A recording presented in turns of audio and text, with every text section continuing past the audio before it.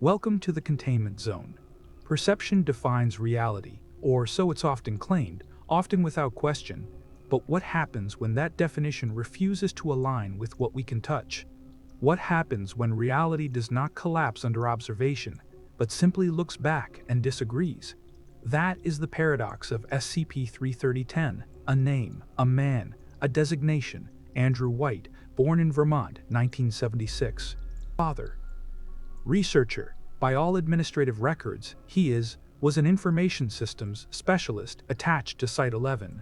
No prior medical conditions, no psychological anomalies, no security concerns, until, on a nondescript morning at 08:14 a.m., an intern passing him in the hallway dropped her clipboard and muttered, "Why is there a deer in the lab?" From there, nothing was ever consistent again. Initially, the report was logged as a psychological episode. The intern was temporarily reassigned, but within an hour, 2 more personnel claimed to see a large deer standing at Andrew's workstation. Not a hallucination, not a delusion. Their reactions were real, ranging from panic to awe to outright confusion. Surveillance footage, however, revealed nothing out of the ordinary.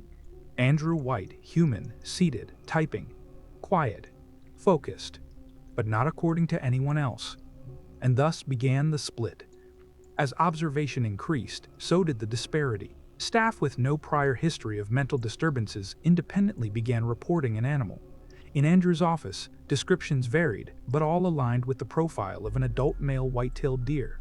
The accounts, somehow, retained specificity even when individuals weren't in contact. One junior technician swore it wore a name badge. Another said it spoke in a British accent. Another described it bowing its head as if in apology after interrupting conversation. When questioned, Andrew's responses were unwavering. "I don't know what you're talking about. I'm right here. Why are you recording me like this?" And he was. Recorded, monitored, spoken to, repeatedly. And yet, the Foundation revised his classification. No known triggers, no observable transformation, but a paracausal fracture of referential perception. Something, possibly an SCP-induced effect, possibly a cascade event, had rewritten the logical scaffolding of how the world saw Andrew White. Not visually, not sensorially, but conceptually. In all official meetings, he remained Andrew White. In all private observations, he became something else. And through it all, a single phrase kept surfacing, uttered by different observers at different times. It was always a deer. There is a hallway in Site-11 where the fluorescent lights flicker with no identifiable fault. They've been replaced 7 times. Still, the same faint stutter in the current. It's the hallway Andrew White walks each morning at precisely 07:48, humming a song no one can name but everyone feels like they've heard before. A melody that tastes like salt and iron. It was around the 4th week that something changed, not in Andrew, but in those around him. A junior psychologist assigned to monitor his interactions noted that even in dreams, she now saw a stag's silhouette watching from behind glass, standing in corners that shouldn't exist. The break room began to feel colder when he was present. Coffee turned bitter. Pens ran dry faster. These weren't anomalies in the traditional sense, but subtle ruptures in consistency, fraying seams in how the world arranged itself around a presence it no longer agreed on. When the ethics committee reviewed the initial logs, they flagged a line from Agent Ramirez's statement. "I know what the cameras show, but I didn't see a man. I saw a deer, wearing glasses, holding a clipboard with his hooves, and he looked tired." Attempts to isolate the effect through mimetic filters, amnestics, and ontological anchors failed. A Class C reality filter placed on Andrew's office neutralized the anomaly for precisely 11 seconds before breaking. Not malfunctioning, rejecting. Logs showed the filter recalibrated itself, rewrote its own definitions of human and servid before failing completely. The amulet test was a disaster. Assigned D-class personnel were instructed to engage Andrew in conversation while wearing cognital hazard-resistant visors. One began sweating blood and collapsed mid-sentence. The second attempted to write down what he saw, but lost all linguistic ability upon touching the pen. The third simply began weeping, repeating, "He doesn't know, he doesn't know, he doesn't know what he is." And still, Andrew remained unchanged, alert, cooperative, punctual. His reports were flawless, his tone professional, his eyes normal. Nothing in his behavior suggested distress. Only confusion at why those around him continued treating him like a sideshow. A few researchers tried direct confrontation. "You know they think you're an animal, right? That's absurd. I've been here 12 years. What kind of animal has security clearance?" There were no lies in his voice, no distortion, but the deeper one looked, the less the mind agreed. One Level 3 overseer described the experience as trying to read a paragraph that keeps rearranging itself between blinks. You know the name, the identity, the file, and yet you feel your grip loosen with each repetition. In a test designed to reset conceptual framing, Dr. Gant played audio logs of Andrew from 6 months prior. Voice prints matched. Statements were clear. The subject still. Andrew discussed cafeteria policies and outdated firewall protocols. Nothing strange, until he paused. And from the static between recordings, a phrase, unlogged, untagged, not present in any metadata, played softly. It was always a deer. The speaker was Andrew. The voice, unmistakable. But no one had added the line. It simply appeared, not in the transcript, not in the waveforms, but in the room, audibly. 2 researchers who heard it resigned within 24 hours.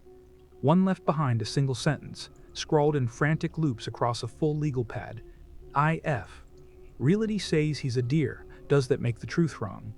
And that was the question no one wanted to answer. There's a file, the kind you find buried beneath the server root, unlisted, unnamed, time-stamped in a language the system doesn't support. No metadata, only a blinking cursor and a single line. Everything you forget is still watching. The IT team flagged it as a low-priority anomaly until the analyst assigned to delete it suffered a nervous collapse. He was found chewing on a data cable, whispering in clean hex, "He is not here, so he is everywhere." Andrew White's presence had become a negative space in the Foundation's ecosystem. He didn't show up in biometric scans, yet doors opened for him. His blood left no chemical trace, yet samples harvested from his personal effects registered cellular decay consistent with human tissue. When personnel were asked to sketch his face from memory, no 2 renditions aligned. Some featured bone protrusions or unblinking eyes. Others depicted an unsettling smile suspended in a field of static. The inconsistency was not just cognitive, it was causal. A Site 11 maintenance report noted a scheduling conflict. 2 separate logbooks indicated that Andrew had been in the same containment corridor at the same time, wearing different clothes, performing opposite tasks. One version escorted a D-class to routine cognitive testing. The other confiscated a cognitohazard sample from a breach locker. Surveillance footage was cross-referenced. Both instances existed, simultaneously, at identical timestamps, each unaware of the other. No one filed a report. No one knew how to phrase it. Dr. Rehel attempted a psychological cross-section of personnel affected by sustained proximity to Andrew. She identified a pattern. Subjects reported vivid dreams, all centered around labyrinthine forests where the trees had eyes and time ran in closed loops. When asked to detail the figure they encountered in these dreams, descriptions were disparate, yet thematically aligned. He had fingers that didn't end. Like the branches were still deciding what shape to take. He was asking me questions, but I couldn't remember the words. He walked backward, and the world folded around him. More troubling was the discovery that several staff members began confusing their own memories with those of Andrew's. Dr. Rehel's assistant reported remembering a marriage proposal that had never occurred, followed by grief over the loss of a daughter she never had, only to realize, much later, that these memories belonged to someone else, or perhaps something else. Language began to fracture in more systemic ways. Direct communication with Andrew, when successful, produced transcripts that were grammatically coherent but semantically unstable. He spoke in metaphors that described events which hadn't happened yet, or perhaps never did. We are all deer with antlers shaped like questions. Some just wear them better than others. Attempts to pin him down, medically, cognitively, even mathematically, resulted in recursive logic loops. One researcher created a timeline of Andrew's Foundation career, spanning from his recruitment to present day. It printed without error, except it was 17 meters long, looped back on itself twice, and included events dated in the 1800s. No one could explain how. At one point, Andrew sat down with a Level 3 operative in the site cafeteria and calmly asked, If I'm not real, why are my thoughts older than your bones? The operative resigned the following week, citing persistent auditory hallucinations. When asked to elaborate, she said she could hear something behind her reflection, but only when she wasn't looking. They began calling it the edge of narrative integrity, the point at which the story of Andrew White starts to exceed the bounds of perception, where logic thins and the world forgets to behave. Some researchers have theorized that SCP-3010 is not Andrew himself, but the gap between what Andrew is and what he is perceived to be. And in that gap, meaning unravels. It doesn't collapse, it shifts, like antlers growing in impossible directions. There's a pattern in the misremembering. It doesn't scream, it doesn't stab, it nudges, a few degrees off-axis, until entire frameworks of understanding fall inward like a house of mirrors left too long in the rain. It began with the clocks, not their time but their intent. Analysts discovered that clocks in certain sectors of Site-11 would briefly display time formats never programmed into their systems. Time in syllables, in hues, in emotion. It's 13, blue, sad, read one digital display before shorting out. When cross-checked with temporal logs, the clocks were accurate, just not to this reality. Andrew White had taken to walking with an almost monk-like stillness.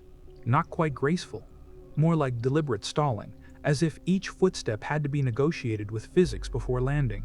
He moved through corridors others weren't sure existed, hallways that terminated into libraries no one cataloged, observation decks facing blank concrete, and every time he passed, security footage glitched. Sound recordings hissed. One technician swore she heard her childhood dog barking in the static. Another heard her father's voice say, "You're not the one I wanted." They stopped reviewing the tapes. The phrase came again, delicately sewn into conversation, not always spoken aloud, sometimes written in the margins of logbooks, scratched into plastic utensils, or broadcast across unused intercom channels in a child's voice. Everything you forget is still watching. A whisper, a warning, a sentence with teeth.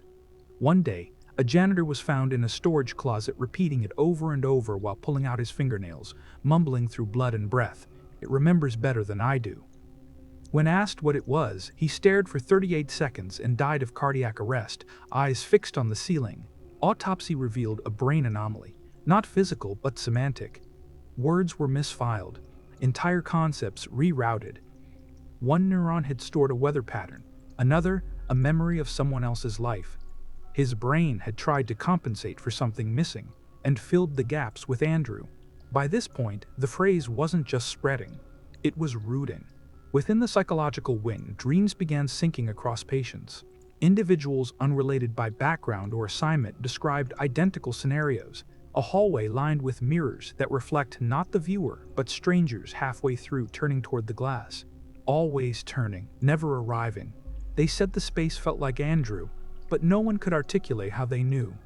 And the worst part, none of the dreamers recalled meeting him. Not directly. The Foundation convened an emergency semantic analysis panel. A linguistic AI was tasked with parsing every recorded phrase spoken by Andrew White over a 3-week period. The report was quietly deleted after 2 researchers suffered acute aphasia. Witnesses described one of them writing furiously on a whiteboard, translating the phrase, "He isn't not here" into 23 languages before seizing and collapsing. In his final note, he wrote, "Language is not memory, it's residue." Attempts to relocate Andrew to a different facility failed. Transfer teams would arrive at Site-11 only to discover that records of the transfer had never been filed. One driver claimed to have already completed the mission, twice yet had no memory of doing so. His dashboard camera played 30 minutes of empty road, then cut to static. One overseer suggested incinerating the personnel file altogether, burn the paperwork, sever the context, unanchor the anomaly. But when the file was pulled, it had grown, over 400 additional pages that no one remembered writing, each one a biography in a different style. Memoir, myth, confessional, case study. None of them signed. All of them ending with the same final line, "He was never here, and yet he is all we remember." After that, it became harder to track who had spoken to Andrew and who had only believed they had. The difference became irrelevant. He was becoming something more than a man. Not a ghost, not a god, but a narrative gravity, a sinkhole in the timeline that pulled memory, logic, and language into its center until the world forgot where the truth began. It is theorized now that SCP-3010 is not just a cognitive anomaly. It is the boundary between identity and observation, the threshold where thought detaches from form. And the deeper you investigate, the more you rearrange yourself to accommodate its presence. The more you forget, the more it remembers. The more it remembers, the less you matter. And still, from the corners of your thoughts, it watches. Because everything you forget is still watching. Containment shifted from physical to conceptual. After the 11th failed attempt to neutralize Andrew White through physical displacement, Foundation operatives proposed an unconventional solution: narrative divergence. 3 separate task forces were assigned to create conflicting biographies for Andrew White. One described him as a linguist who had gone mad translating a forbidden dialect, another as an amnesiac technician exposed to a defunct memetic virus. The third, most peculiar, claimed Andrew had never existed at all, that his presence was a necessary lie stitched into Site-11's architecture to balance an ontological debt incurred by an earlier SCP experiment. And all 3 versions were found written verbatim into his personnel file before the teams submitted their drafts. It became clear then, SCP-3110 wasn't reading minds. It was predicting narrative necessity. It was reacting not to the facts, but to the structures of belief, reshaping itself to fit the expectations of those who observed it. That's when it began responding, subtly at first. A name whispered in white noise, a shift in tone when reading its file aloud. Researchers who began referring to themselves in the third person, or forgetting what they had just written as if the story had moved on without them. Then came the inversions. Senior researcher Kallstrom reported that her memories no longer aligned with her body. She recalled breaking her leg in a stairwell accident, but the medical records showed no such injury. Yet her gait favored the leg. She remembered speaking fluent Polish, though no recordings confirmed this. Her own family did not recognize her voice when called. "What if I'm a memory of myself?" she wrote in her personal log, "displaced into a narrative that doesn't remember needing me?" She was reassigned to psychological monitoring, but disappeared 2 days later. Her badge continued to unlock doors throughout Site-11, and her email sent one final message to the Memetics Division. "Do you feel less real now that you're being remembered by something else?" Security footage showed her entering a blank hallway, then vanishing mid-stride halfway through, turning her head toward a corner the camera couldn't see. After that, paranoia bloomed. Staff stopped trusting their reflections. Journals became unreliable, pages rewriting themselves in different handwriting. Objects left in rooms vanished only to reappear in unrelated memories. One D-class subject claimed to recall dying during a failed experiment, then being rewritten back into the story because the narrative wasn't done with him yet. His file had been deleted 6 months earlier. Another researcher filed a formal report stating that Andrew White had never existed, and SCP-3010 was simply an abstraction, a cognitive construct designed to contain the fear of informational instability. Yet hours later, she was found in the break room speaking with Andrew over coffee. When asked, she stated plainly, "I was wrong. I just hadn't read the right chapter yet." The file had no record of any chapter system. By now, Site-11's administrative structure had begun to erode. Departments reported overlapping jurisdictions. Entire wings were dedicated to unknown projects. Foundation staff began reporting to supervisors whose names were never on record. The deeper the Foundation pressed, the more fragmented reality became, not broken, but authored from an unseen logic. And always, the phrase lingered, not shouted, but embedded. In flickers of thought, in discarded notebooks, in silence where certainty once lived. Everything you forget is still watching. A final experiment was devised. Isolate Andrew in a blank, monitored chamber with no external stimuli, no names, no mirrors, no language. They removed all identifiers, even the concept of time. He sat in darkness. He smiled. Then he spoke a phrase none of the monitoring personnel could understand, but each reported feeling deeply familiar, like a dream you wake from and instantly forget, yet somehow grieve. In the aftermath, those who witnessed it developed shared symptoms, migraines tied to the phases of the moon, inverted speech patterns. One technician began speaking in second person exclusively, saying things like, "You dreamed of the ocean last night, didn't you?" when no one had. He was never briefed on Andrew, and still, the medics observed, the subject known as Andrew White remains perfectly still. He responds when addressed, but no footage captures him speaking. It is as though the memory of the interaction is invented by the observer to explain an emotional residue they cannot otherwise account for. Does the thought exist because you remember it? One report asks. Or do you remember it because the thought needs you to? The teen never resolved the paradox, but they agreed on one thing. He watches, not with eyes but with absence, and everything you forget is still watching. The consensus collapsed in less than a month. There was a point where the Foundation could pretend paper over the fractures, update the files, clean up the vocabulary, reassign the staff. But when words no longer meant the same thing to different people at the same time, containment became a matter of faith.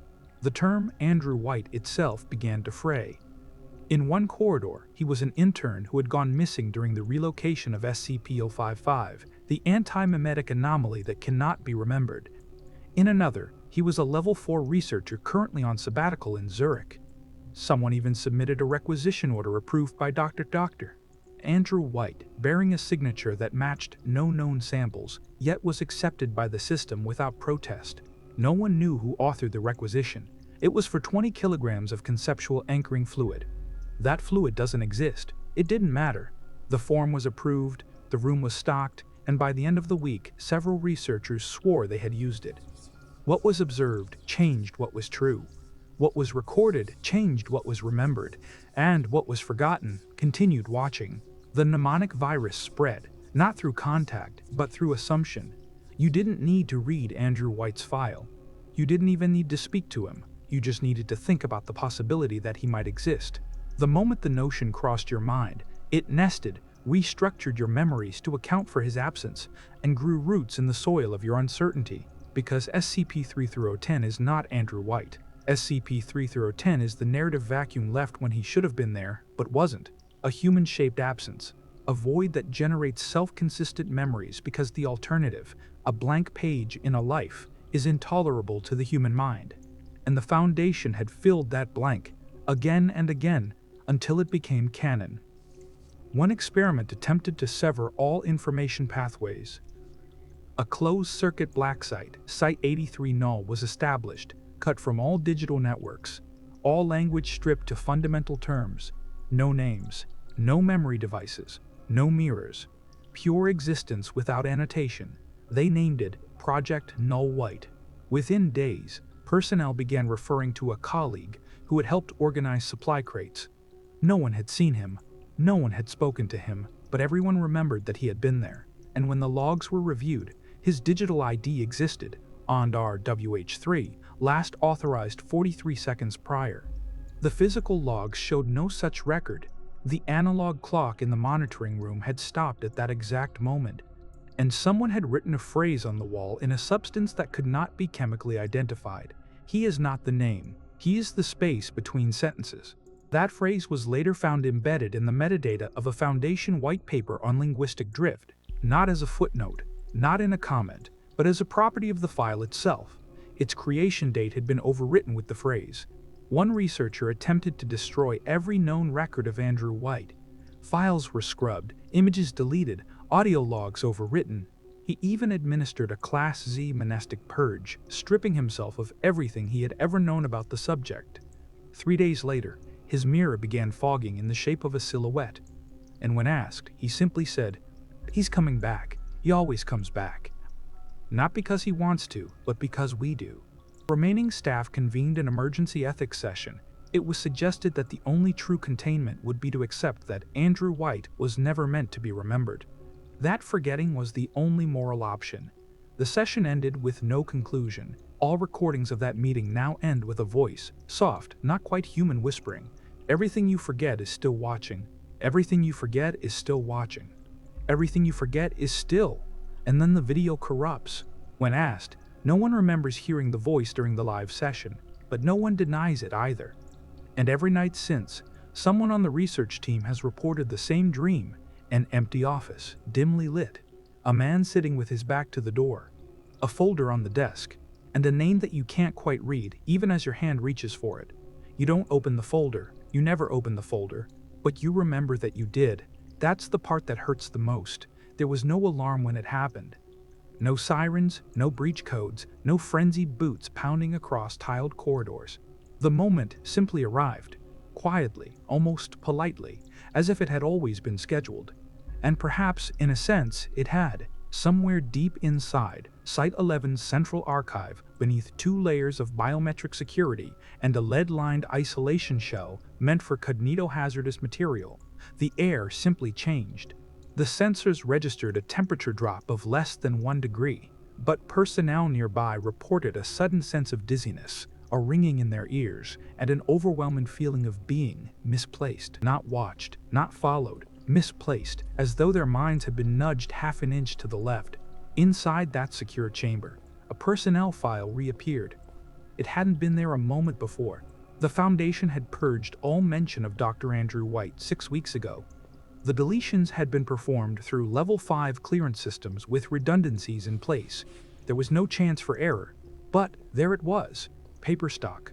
Yellowed edges, faint scent of archival dust and forgotten ink. The file sat in the middle of the desk, as if someone had been reading it just moments ago and stepped away to get coffee. The chair was slightly angled. The lights had dimmed ever so slightly. And written in the margin, in black ballpoint pen, "He doesn't need a name to exist. Only silence." By the time a research assistant entered the room, the file was already gone again. The chair was empty. But the pen remained. Elsewhere in the facility, subtle ruptures began. Memory gaps, once limited to experimental staff, spread to containment specialists. Maintenance personnel began asking after coworkers who had never existed. Entire systems were left in unsaved states, their operators insistent they just clicked save. In one case, a researcher swore they'd spent 3 days drafting a detailed counter-memetic protocol. When asked to reproduce it, they forgot what a protocol even was. Later, when pressed again, they replied with a calm, vacant tone. Some things are meant to be remembered as absence. The phenomenon escalated. SCP-3110 had shifted again. No longer tethered to words, not even to the echo of identity. It had become an algorithm of negation, an event pattern that replicated itself within procedural blind spots.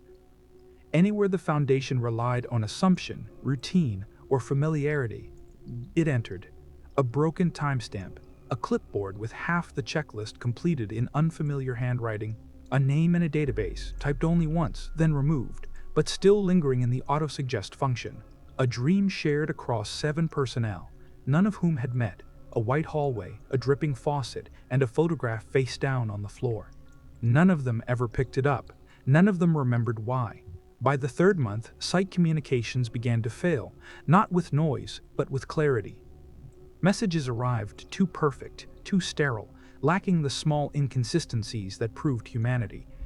Briefings were devoid of personal asides. No one interrupted anyone anymore. Even disagreements felt pre-written. And in this uncanny fluidity, an older anomaly expert noticed something chilling. All these files, these new patterns of dialogue and data, they were converging toward a single linguistic rhythm, a phrase. Not always worded the same, not always placed identically, but beneath it all, in subtext, in syntax, in tone, one message repeated like a hidden beat. Everything you forget is still watching. The Foundation attempted a final measure, a cognitive kill switch embedded in the mainframe. Project VEIL, designed to eliminate memetic recursions through artificial obfuscation. VEIL was activated at 8:04,033 GMT. At 04,034, the VEIL system responded with a generated message in plain English. Query, forget what? The screen then went black. After that, Foundation operatives began reporting moments of derealization across unrelated sites.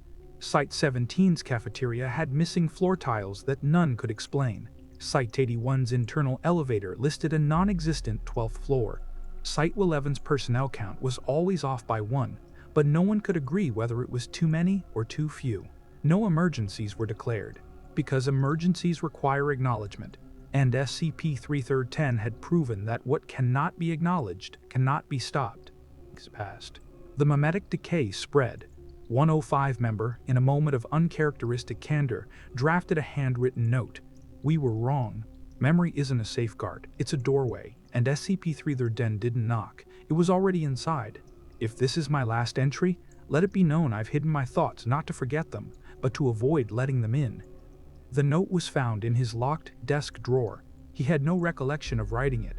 The final iteration of SCP-3010's current designation now reads as follows: SCP-3010, redacted from memory. But even that has begun to fade. Personnel no longer question the absence.